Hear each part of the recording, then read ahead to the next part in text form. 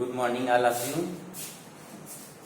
Class 7 CBSE board. देखिए कल हम पढ़ाए थे, कल हम लोगों ने पढ़ा था पहला चैप्टर हिंदी व्याकरण में भाषा, लिपि और व्याकरण। ये कल हम लोगों ने पढ़ा था और ये चैप्टर समाप्त हो गया था। इसमें के जितने क्वेश्चन आंसर हैं, खाली स्थान है, सही गलत है या बहुविकल्पी, जितने भी प्रश्न हैं, क्वेश्चन हैं, इन सबको आप लोग लिखना है, कॉपी में बना लीजिएगा और सब लिख डालिएगा। आज हम लोग पढ़ेंगे दूसरा चैप्टर वर्ण विचार। कल हम लोगों ने पढ़ा था कि हिंदी व्याकरण अर्थात व्याकरण के 3 रूप होते हैं। कौन कौन से पढ़े थे कल? हमने पढ़ा था, कल पढ़े थे व्याकरण के रूप। व्याकरण के रूप कितने होते हैं? 3 होते हैं। पहला क्या पढ़ा था? वर्ण विचार। और दूसरा क्या पढ़े हैं? शब्द विचार।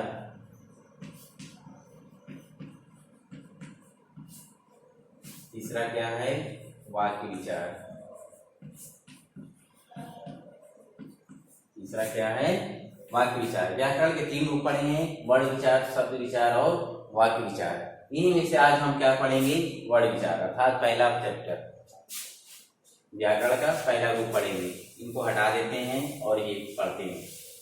आज चैप्टर दूसरा क्या है? वर्ण विचार। पहला चैप्टर का सब लोग क्वेश्चन आंसर कॉपी में नोट कर लेंगे। स्कूल खुलते ही कॉपियां आपकी चेक होगी। वर्ण विचार। वर्ण क्या है? वर्ण को ध्वनि, वर्ण को क्या कहा जाता है? अर्थात हमारे मुख से जो निकलने वाली ध्वनियां होती हैं, उन्हीं को लिखित रूप देना ही क्या है? वर्ण या अक्षर कहलाता है। वर्ण को ध्वनि या अक्षर भी कहा जाता है। वर्ण भाषा की सबसे छोटी इकाई होती है।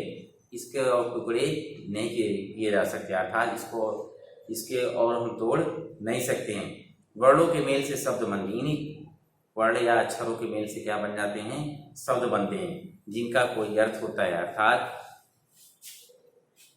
तो समझ गए होंगे आप, वर्णों को ध्वनि अक्षर भी कहा जाता है। इनके और टुकड़े नहीं हो सकते हैं। यह भाषा की सबसे छोटी इकाई होती है। वर्णों को जोड़कर क्या बनाते हैं? शब्द बनाते हैं। जैसे एग्जाम्पल, ऐसे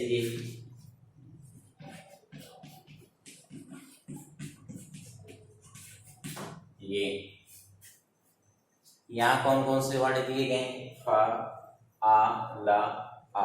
इसको अगर हम जोड़ेंगे तो क्या बन जाएगा? ये फल। क्या बनेगा? फल। अर्थात ये क्या बन गया? शब्द बन गया। जैसे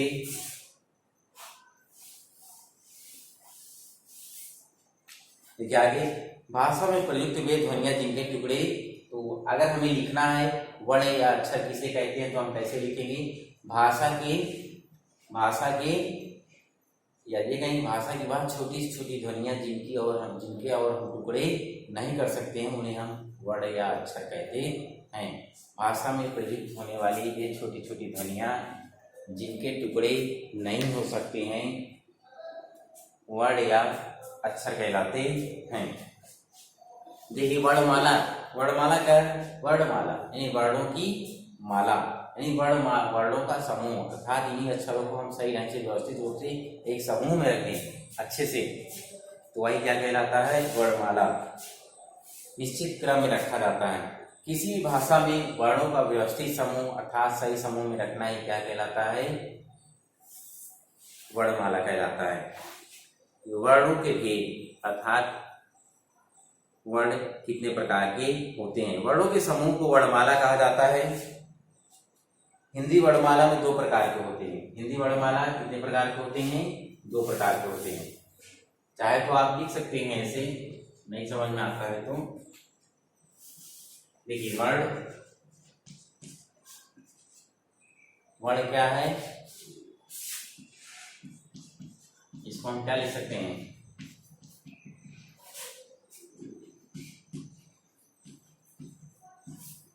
भाषा में प्रयुक्त होने वाली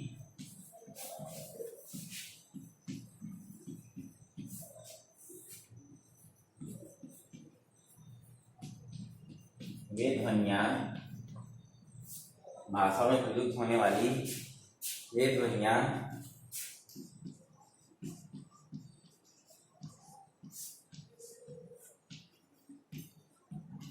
जिनके टुकड़े नहीं किए जा सकते हैं।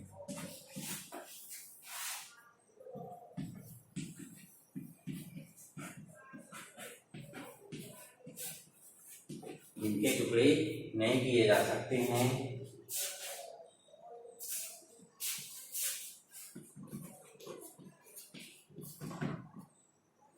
उन्हें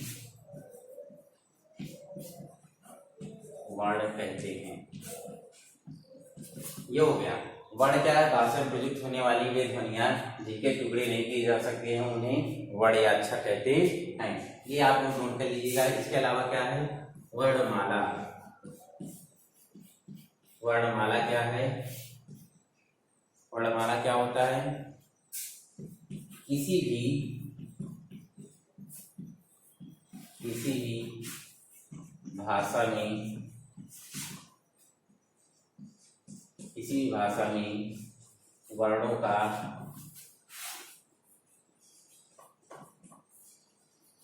भाषा में वर्णों का व्यवस्थित समूह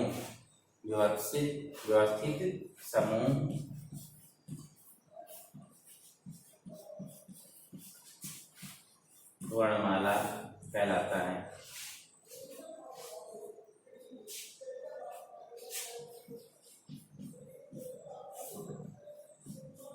ये हो गया। तो आप लोग वर्ण और वर्णमाला समझ गए होंगे। अब इसके आगे हम लोग पढ़ेंगे वर्णों के भेद, अर्थात वर्ण कितने प्रकार के होते हैं। इसको आप लोग नोट कर लीजिएगा, कॉपी में लिखना है। देखिए आगे।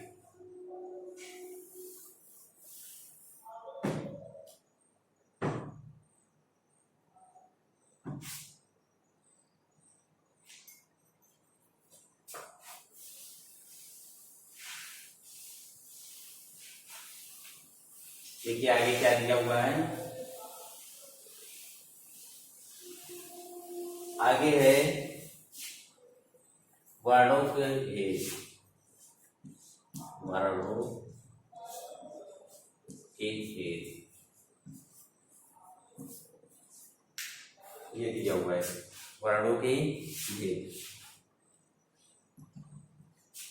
देखिए वर्णों के समूह को वर्णमाला कहते हैं, ये तो पता है। वर्ण कितने प्रकार के होते हैं? हिंदी वर्णमाला में वर्ण 2 प्रकार के होते हैं। हिंदी वर्णमाला में वर्ण कितने प्रकार अर्थात अक्षर कितने प्रकार के होते हैं? 2 प्रकार के होते हैं। कौन है? पहला है स्वर और दूसरा है व्यंजन।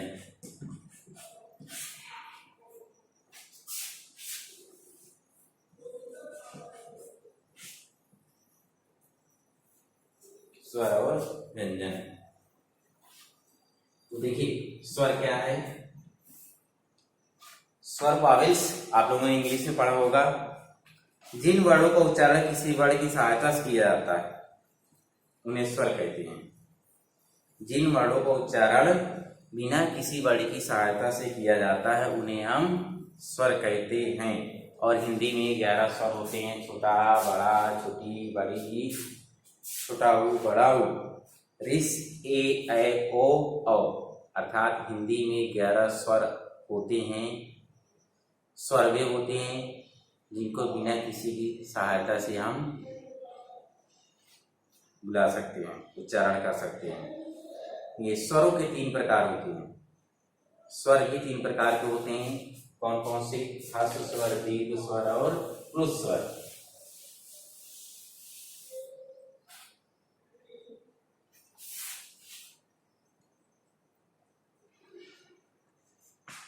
स्वर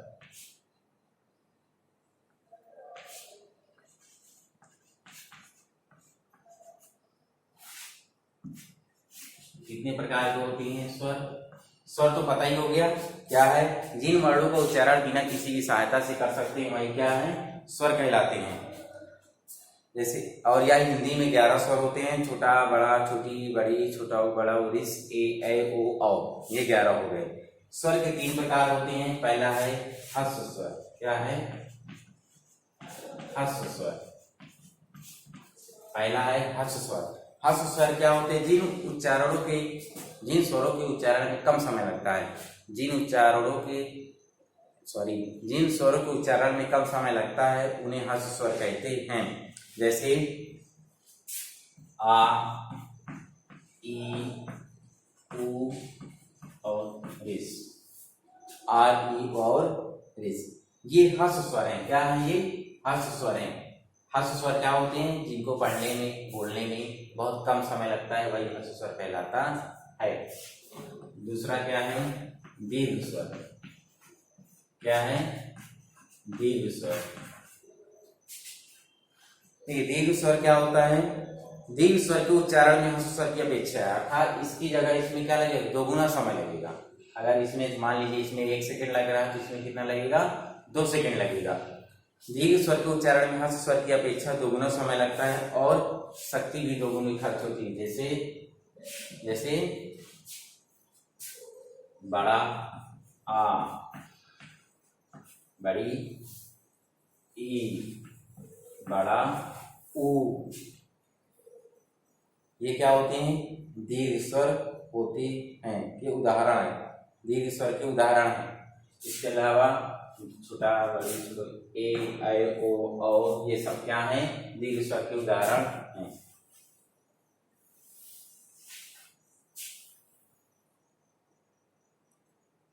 देखिए आगे दिया है प्लुत स्वर। क्या दिया हुआ है? प्लुत स्वर। इन्हें बोलने में हर्ष स्वर से 3 गुना, जो प्लुत स्वर होते हैं उसमें क्या लगता है? 3 गुना समय लगता है।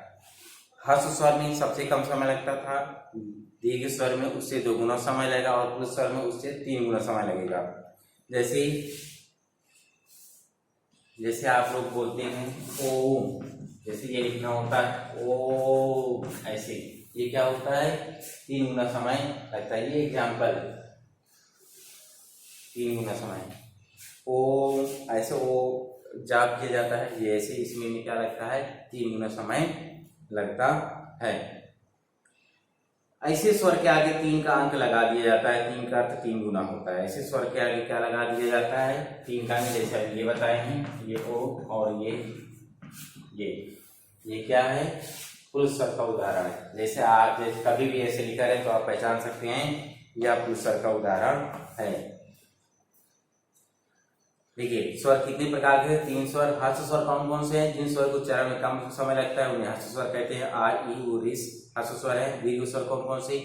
जिन स्वरों को पढ़ने, बोलने में या उच्चारण करने में हर्ष स्वर से 2 गुना समय लगेगा, वो दीर्घ स्वर कहलाएगा। जैसे आ, ई, बड़ा आ, बड़ी, बड़ा ऊ, ए, ऐ, ओ, औ। देखिए प्लुत स्वर क्या होता है? इनमें 3 गुना समय लगता है। जैसे ओम। अब है स्वरों की मात्राएं। क्या दिया हुआ है? स्वरों की मात्राएं।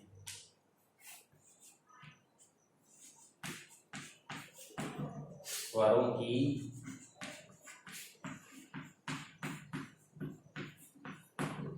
मात्राएं। स्वरों की मात्राएं।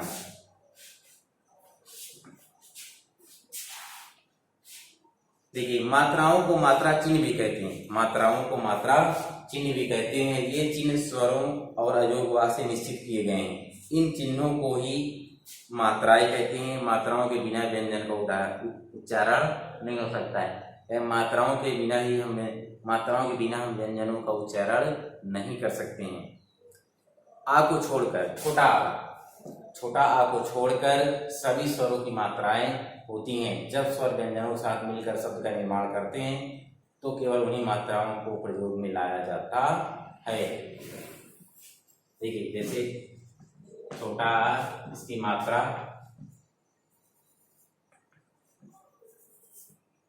बड़ा आ, इसकी मात्रा क्या है? ये है। छोटी ई, बड़ी ई,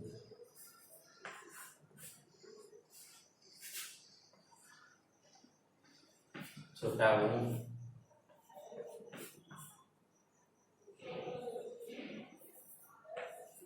बड़ा ऊ। इसके अलावा क्या है? रेसी, ठीक, और सबका इसी तरह दिया है, देख लीजिएगा। ए ऐ ओ औ, देख लीजिए, ए ऐ ओ औ, ए ऐ ओ औ, ये छोटा बड़ा, छोटी बड़ी, छोटा हो बड़ा हो, रिस, ए ऐ ओ औ, सबकी मात्राएं दी गई, इनको सबको आपको पढ़ना है और याद रखना है कौन किसकी मात्रा है। ये हिंदी भाषा में ऐसे वर्ड, हिंदी भाषा में ऐसे वर्ड जो ना तो स्वर है और ना ही व्यंजन है, उन्हें हम अयोगवाह कहते हैं। क्या कहते हैं? अयोगवाह। इसको नोट कर लीजिएगा, बुक में दिया हुआ है स्पेशली। ये अयोगवाह क्या है? अयोगवाह ऐसे स्वर जो ना तो हिंदी में कुछ ऐसे वर्ड होते हैं जो न स्वर होते हैं न व्यंजन होते हैं, उन्हें हम अयोगवाह कहते हैं। देखिए, अनुनासिक क्या दिया हुआ है? अनुनासिक, इसका उच्चारण मुंह और नाक दोनों से होता है, जैसे आंख। क्या? अनुनासिक, अनुनासिक, इसका ये चिन्ह होता है चंद्रबिंदी, जिसको हम लोग बोलते हैं। क्या बोलते हैं? चंद्रबिंदी। इसका उच्चारण मुंह और नाक, इसका उच्चारण मुंह और नाक दोनों से होता है, जैसे चंद्रबिंदी, इसको हम कहते हैं आंख, नाक, पांच, हंसी, अंगूठा, ये सब। अनुस्वार, अनुस्वार क्या होता है?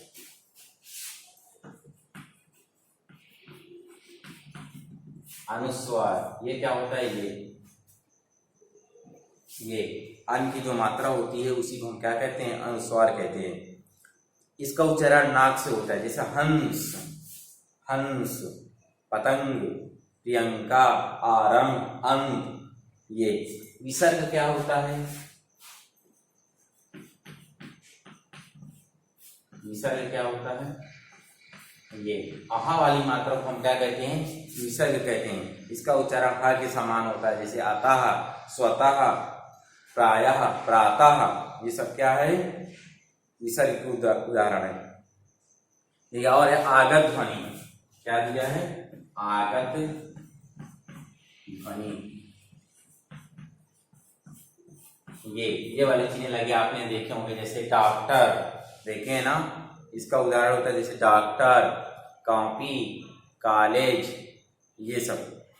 निम्न बिंदु,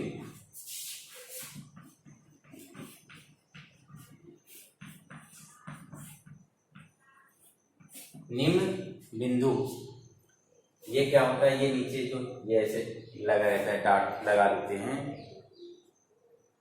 जैसे घड़ा। अब इसका एग्जांपल जैसे ये होता है ना, ये जैसे घड़ा, पड़ा, ये जो बिंदी लगाते हैं इसी को हम क्या कहते हैं? निम्न बिंदु कहते हैं। नुक्ता क्या होता है? नुक्ता। एक और होता है, शायद ये उर्दू शब्द है, नुक्ता। ये भी क्या होता है? ये पॉइंटिंग होता है। इसको हम कैसे लगाते हैं? जैसे आवाज, आवाज लिखेंगे ये यहाँ, और क्या लिखते हैं?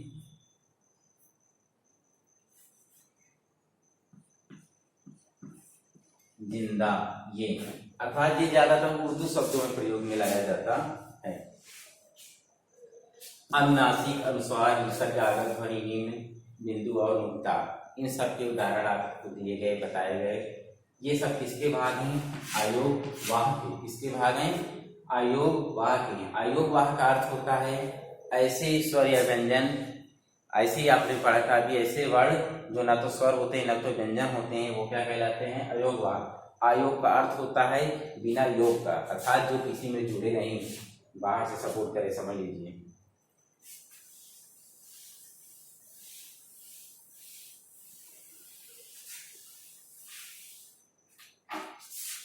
तो ये था स्वर। आपने पढ़ा स्वर, हिंदी में स्वर कितने होते हैं? 11 स्वर। तो 3 प्रकार के पढ़े आपने, ह्रस्व स्वर, दीर्घ स्वर और प्लुत स्वर।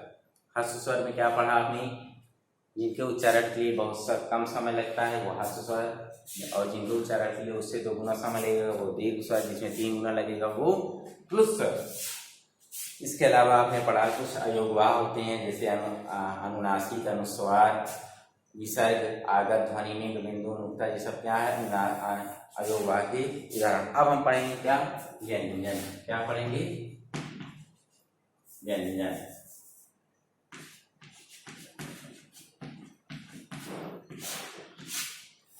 देखिए व्यंजन वे वर्ण जिनका उच्चारण करने के लिए स्वरों की सहायता लेनी पड़ती है। अभी हमने पढ़ा था कि स्वरों का उच्चारण करने के लिए, स्वरों को पढ़ने या बोलने के लिए हमें किसी की सहायता नहीं लेनी पड़ती है, लेकिन व्यंजन में क्या होता है, व्यंजन में हमें स्वरों की सहायता लेनी पड़ती है। बिना सहायता के हम व्यंजन को पढ़ नहीं सकते हैं, बोल नहीं सकते हैं। वे वर्ण जिनका उच्चारण करने के लिए स्वरों की सहायता लेनी पड़ती है वे व्यंजन कहलाते हैं, जैसे का, खा, ग इत्यादि। प्रत्येक व्यंजन के उदाहरण में आ की ध्वनि छिपी रहती है। इसकी ध्वनि आ की, जैसे ये का क्या है, इसमें अभी क्या लगा हुआ है, छोटा आ लगा हुआ है, लेकिन जैसे ये हटेगा ये समझ लिया आ क्या होगा, ये व्यंजन है। ये क्या है, व्यंजन है। ये क्या है, स्वर है। इसमें अभी अगर इन दोनों का मेल हो जाएगा तो क्या हो जाएगा, का। अर्थात जितने भी व्यंजन हैं सब में छोटा आ क्या होता है, छुपा हुआ होता है। जैसे का, खा, गा इत्यादि। प्रत्येक व्यंजन के उदाहरण में आ की ध्वनि छिपी रहती है। आ के बिना व्यंजन का उच्चारण संभव नहीं। आ यानी छोटा, छोटा आ के बिना किसी भी व्यंजन का उच्चारण संभव नहीं है। स्वर वर्ण स्वतंत्र है परंतु व्यंजन वर्ण पर स्वर पर आश्रित है। स्वर जो होते हैं वह स्वतंत्र होते हैं, आजाद होते हैं, लेकिन व्यंजन आजाद नहीं होते हैं, वो दूसरों पर निर्भर रहते हैं, दूसरों पर आश्रित रहते हैं। अर्थात किस पर निर्भर है, स्वरों के ऊपर। स्वर नहीं होगा तो व्यंजन नहीं होगा। देखिए हिंदी में व्यंजन वर्णों की संख्या 33 है। हिंदी में व्यंजन कितने हैं, 33, 33। ये 3 प्रकार के होते हैं। व्यंजन के प्रकार कितने हैं, वैसे कुल व्यंजन कितने हैं, 33। व्यंजन हिंदी में कितने हैं, 33। व्यंजन के प्रकार कितना है, पहला है स्पर्श व्यंजन। क्या दिया है, स्पर्श व्यंजन। क्या दिया है,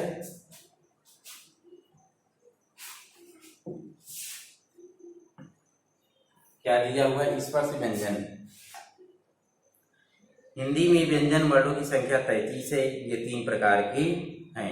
स्पर्श व्यंजन, ये स्पर्श व्यंजन क्या होता है, ये व्यंजन कंठ, तालु, मूर्धा, दंत और ओष्ठ स्थानों के स्पर्श से बोले जाता है। अर्थात ये कंठ से, तालु से, ये और मूर्धा और दंत ओष्ठ स्थानों जब यानी अर्थात कहने मतलब हमारी ये जो स्पर्श करती है, स्पर्श करते हैं से बोले जाते हैं, इसीलिए इन्हें हम स्पर्श व्यंजन कहते हैं। जैसे हमारे ओष्ठ जब स्पर्श करते हैं और तब कोई व्यंजन निकलता है तो इसे हम क्या कहते हैं, स्पर्श व्यंजन निकलते हैं। जैसे का से लेकर माँ तक, का, खा, गा, घा, गा, च, छा, जा, झा। देखिए ये कहीं न कहीं हमारे कंठ, तालु, मूर्धा, दंत और ओष्ठ को स्पर्श कहीं न कहीं करते हैं, इसीलिए स्पर्श व्यंजन कहते हैं।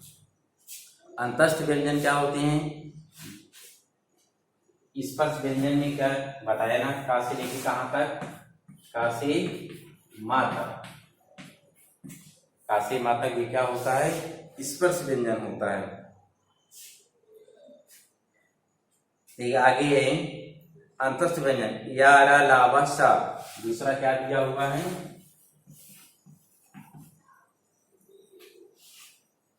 अंतस्थ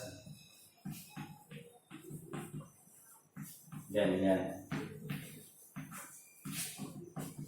दूसरा क्या है, अंतस्थ व्यंजन। अंतस्थ व्यंजन में क्या है, यारा लावा को अंतस्थ व्यंजन कहा जाता है। इनका उच्चारण जीभ, तालु और दांत ओठों के परस्पर सटाने से होता है। या, रा, ला, वा, इनको आप लोग जैसे दिया है, इनको जीभ, तालु, दांत और ओठों को सटाने से होता है।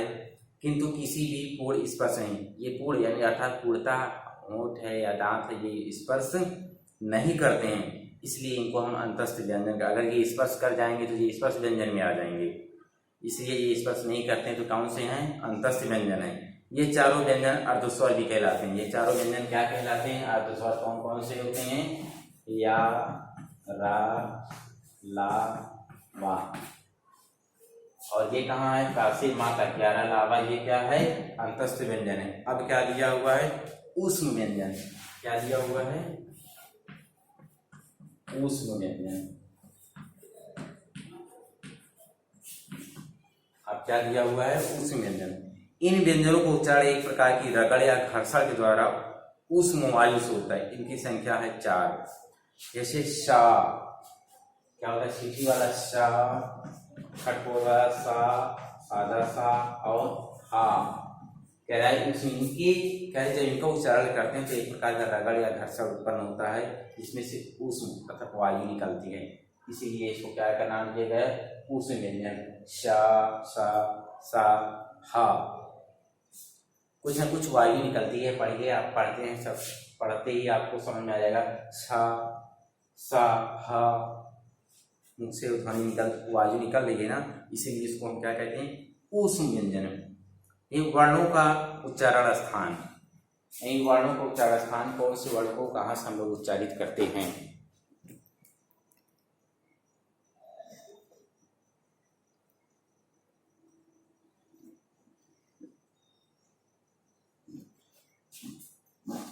ये था वर्ण विचार, स्पर्श व्यंजन आपने पढ़ा। अब हम पढ़ेंगे आगे वर्णों का उच्चारण स्थान।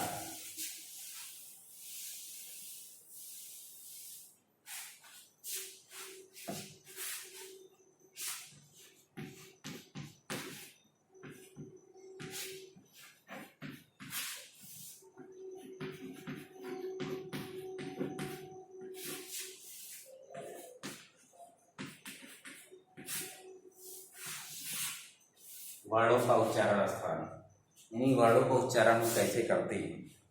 कोई भी वर्ण मुंह के जिन भागों में बोला जाता है उन्हें उनका उच्चारण स्थान कहते हैं। जब हम कोई भी वर्ण बोलते हैं, किसी भी भाग से, मुंह के किसी भाग से बोलेंगे तो उसको हम क्या कहेंगे, उच्चारण स्थान। मुंह के 6 भाग होते हैं, मुंह के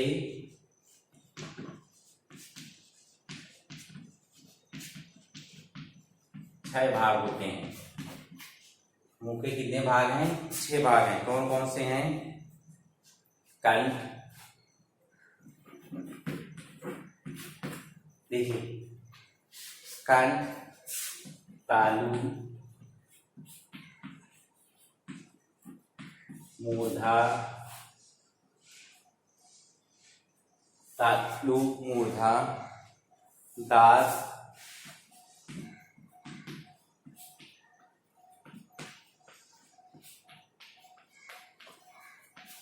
ये।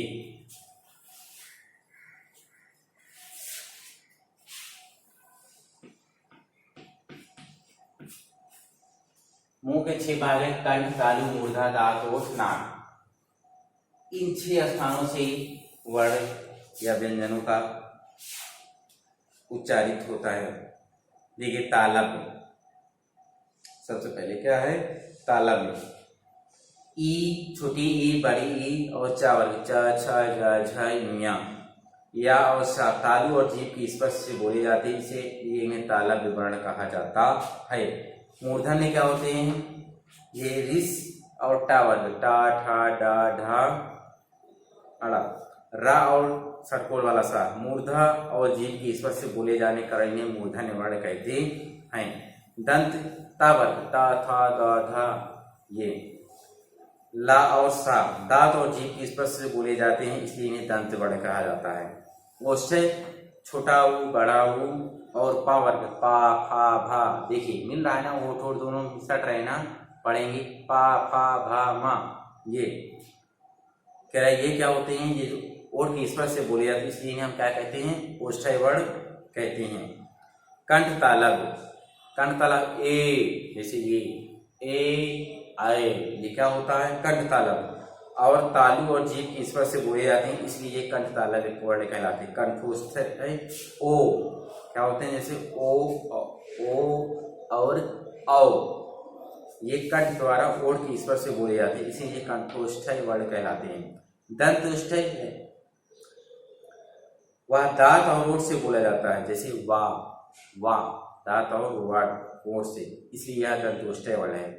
एक संयुक्त व्यंजन, इसके अलावा भी कुछ होते हैं, क्या संयुक्त व्यंजन होते हैं।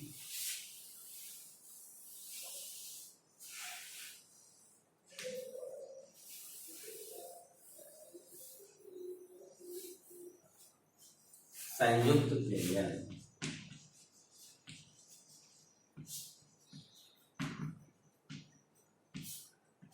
संयुक्त व्यंजन क्या होते हैं, जब दो अलग अलग व्यंजन ध्वनियां आपस में मिलकर एक नए व्यंजन का निर्माण करती हैं, तब वह संयुक्त व्यंजन ध्वनियां कहलाती। संयुक्त मतलब जानते हैं जोड़, जब दो अलग अलग व्यंजन मिल जाएं और एक नए व्यंजन का निर्माण करें, वही क्या होते हैं, संयुक्त व्यंजन होते हैं। और ये कितने संयुक्त व्यंजन हैं हिंदी में, 4। कौन कौन से हैं, क्षत्रिय, जैसे ये का प्लस सा, ये क्या बन जाता है, क्षत्रिय। और है ये सीधी वाला सा और रा, ये क्या बन जाता है, ये। और क्या दिया है, जा और इया, ये क्या बन जाता है, ज्ञा। और क्या है, ता और रा, ये क्या मिलकर बन जाते हैं, त्रा। ये 4 संयुक्त व्यंजन है। देखिए एक व्यंजन ये है, एक व्यंजन ये है, दोनों मिलकर एक नए व्यंजन का निर्माण करते हैं। यानी जब दो व्यंजनों पर मिल जाते हैं और एक नए व्यंजन का निर्माण करते हैं, उसे क्या कहते हैं, संयुक्त व्यंजन कहते हैं। और हिंदी में ये संयुक्त व्यंजन कितने हैं, 4 हैं, छा, स्रा और ज्ञा और त्रा। ठीक, आज के लिए इतना ही, अब आगे कल पढ़ेंगे।